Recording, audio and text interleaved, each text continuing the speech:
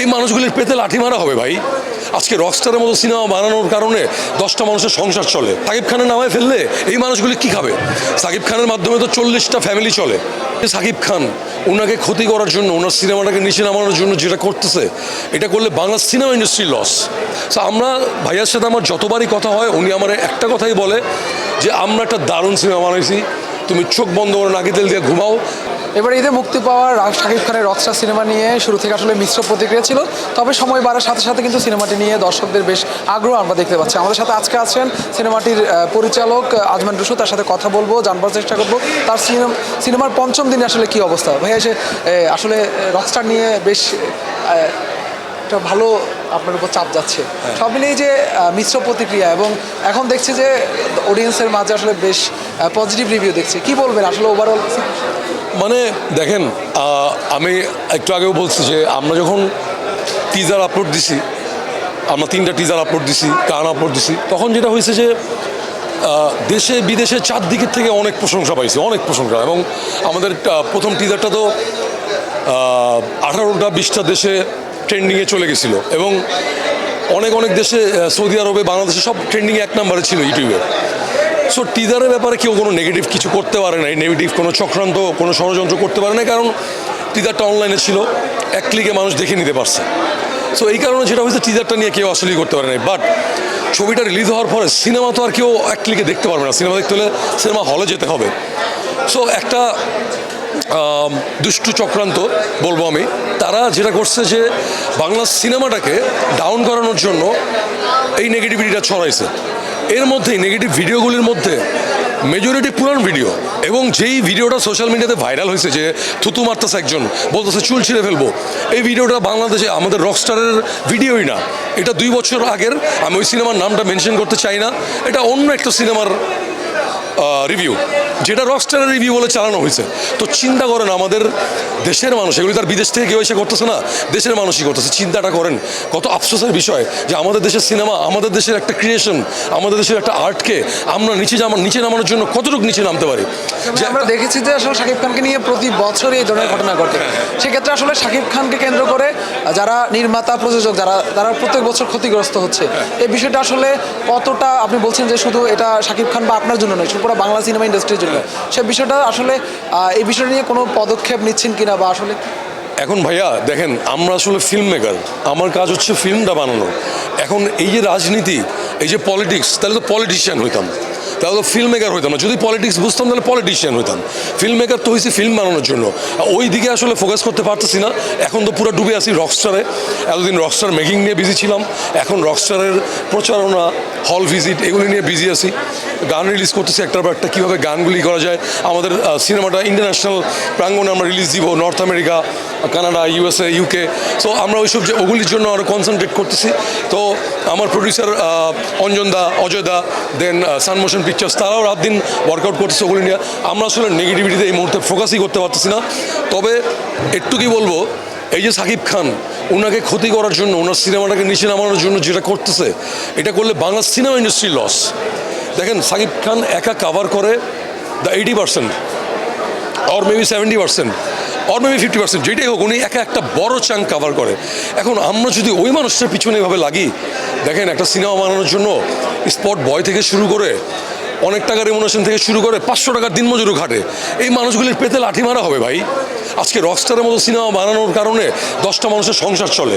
আপনি যদি Rockstar সিনেমাকে business করতে না দেন, এই মানুষগুলি খাবে কি? আমি রুশো না হয় সামহাও চলে গেলাম, কিন্তু জানেন যে, আপনারা তো জানেন যে প্রোডাকশন বয়ও কাজ করে, যার পার ডে 1000 টাকা ইনকাম। এই মানুষগুলি কি করবে ভাই? সাকিব খানের নামায় ফেললে এই মানুষগুলি কি খাবে? সাকিব খানের মাধ্যমে তো 40টা ফ্যামিলি চলে, এই ফ্যামিলিগুলি কি করবে ভাই? সো এই জিনিসটা মানুষের বোঝা উচিত। আমার তাদের কাছে রিকোয়েস্ট যে এগুলি করে কোনো লাভ নেই। একটা জাতিকে নিচে নামানো হবে, একটা আর্টকে নিচে নামানো হবে, এবং সারা দেশের কাছে আমরা কী প্রেজেন্ট করতেছি যে আমরাই আমাদের সিনেমাকে এভাবে নষ্ট করতেছি। Please don't do that. এটা আমার ওনাদের কাছে রিকোয়েস্ট থাকবে, and please spread positivity. That's what I want to say. আচ্ছা, পঞ্চম দিনে এসে আপনি কেমন দেখছেন অডিয়েন্সের সাড়া, সেই সাথে মানে কি অবস্থা এখন? আমি এখন আলহামদুলিল্লাহ, এখন আমি সব অর্গ্যানিক রিভিউ পাচ্ছি, উইচ ইজ ভেরি ট্রু। একটা সিনেমা সবার ভালো লাগবে না, সবাই কানেক্ট করতে পারবে না।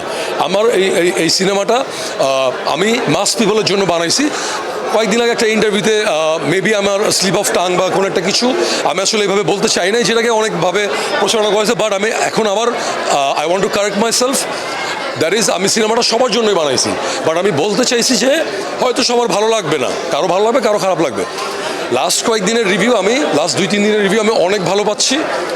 Almost everyone is liking the cinema. হ্যাঁ, 1-2 জনের ভালো লাগতেছে না, but most of them are happy. কারণ সবাই আমার দর্শকরা আমি দেখতেছি বলতেছে যে খামাখা নেগেটিভিটি ছড়াইছে, আসলে সিনেমাটা ওরকম না, এগুলি দর্শকের মুখে কথা। So now I am very happy যে অর্গানিক অ্যাপ্রোচ, অর্গানিক রিভিউটা মানুষের অ্যাকচুয়ালি ভালো। আচ্ছা, আয়ের বিষয়টা চলে আসে পঞ্চম দিন, যেহেতু কত টাকা আয় করলো এই পর্যন্ত? এইটার অ্যাকুরেট আইডিয়াটা আমার নাই। আমি প্রথম 2-3 দিন দেখছিলাম, তাও সঠিকটা বলতে পারবো না। মাল্টিপ্লেক্সে সম্ভবত 50 লাখ, 51-52 লাখ এরকম একটা অ্যামাউন্ট দিচ্ছে। আমার আসলেই ওই আইডিয়াটা নাই ক্লিয়ারলি। এই পার্টটা টোটালি ডিল করে আমার প্রডিউসাররা, অঞ্জন দা অ্যান্ড অল। তারাও চায় না যে আমি আসলে ওই জিনিসটা নিয়ে বিজি থাকি। তারা আমার আসলে আমি এর আগে অনেকগুলি ইন্টারভিউতে বলছি, আমার প্রডিউসার আসলে অনেক সর্টেড। তারা আমাকে চায় আমি যেন ফুল অন মেকিংয়ে ফোকাস করি। সো ওইসব জোনে যেমন আমি ঢুকিও না, আমি আসলে ওরকম মানে ওনারাও আমাকে আসলে ওরকম ইনভলভ রাখে না জিনিসটা। এই যে মিশ্র প্রতিক্রিয়া আমরা দেখছি, এখন আবার সময়ের সাথে সাথে বাড়ছে যে পজিটিভ রিভিউটা, সেই জায়গা থেকে আসলে শাকিব খানের সাথে কোনো কথা হয়েছে কিনা, তিনি এই রিভিউগুলো দেখেছেন কিনা, তিনি কি বলেছেন? হ্যাঁ ভাইয়া, আমি আপনাকে একটা ইনসাইড নিউজ দিতেছি। সেটা হচ্ছে ভাইয়া ভেরি সুন আসবে, এসে আপনাদের সবার সাথে দেখা করবে, কথা বলবে, and he is also very happy. And উনি আমার সাথে যতবারই কথা হয়েছে উনি আমাকে একটা কথাই বলছে, Rusho we have made a very great cinema. আমরা একটা ভিন্নধর্মী সিনেমা বানাইছি, আমরা একটা সাহসিকতার পরিচয় দিছি, এমন একটা সিনেমা আমরা বানানোর সাহস নিছি যেটা আসলে একটা পুরাই ডিফারেন্ট জিনিস, যেটা বাংলাদেশে এটাকে হয়ই নাই। এবং এটা আপনিও তো মনে করেন এটা তো একটা রিস্ক না।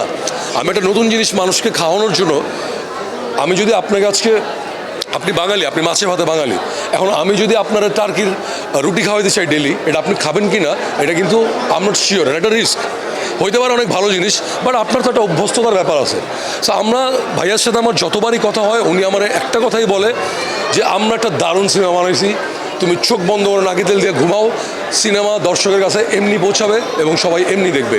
আরেকটা খবর হচ্ছে ভাইয়া খুব শীঘ্রই আসবে, আপনাদের সবার সাথে কথা বলবে, দেখা করবে, একসাথে সিনেমা দেখবে। সবশেষ দর্শকদের উদ্দেশ্যে, যারা এখনও দেখেনি রকস্টার, এবং যেহেতু কোরবানির ঈদ, ঢাকা ছেড়েছে অনেক মানুষ, ঢাকায় ফিরছে মানুষ আজকে থেকে শুরু করেছে, তাদের উদ্দেশ্যে আসলে কী বলার?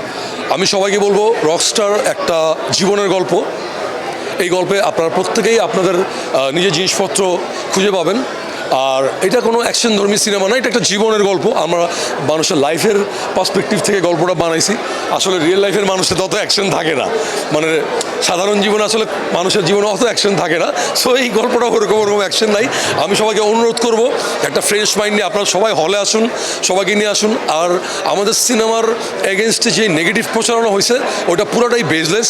আপনারা সবাই দর্শক সবাই হলে আসুন, যারা অলরেডি হলে আসতেছেন তারা দেখে অনেক মুগ্ধতা ছড়াচ্ছে চারদিকে। আপনারাও হলে আসুন, হলে এসে সিনেমাটা দেখুন। আমি গ্যারান্টি দিয়ে বলতে পারি ম্যাক্সিমাম মানুষের ভালো লাগবে। Thank you. এবং দর্শককে আরেকটা কথা বলতে চাই, এই দর্শকরা ছাড়া আমরা কেউই কিছু না, দর্শক ছাড়াও সিনেমা কিছু না, কোনো কিছুই দর্শকের ঊর্ধ্বে না। সো সব কিছুই ওনাদের জন্য। ওকে ভাই, শুভকামনা।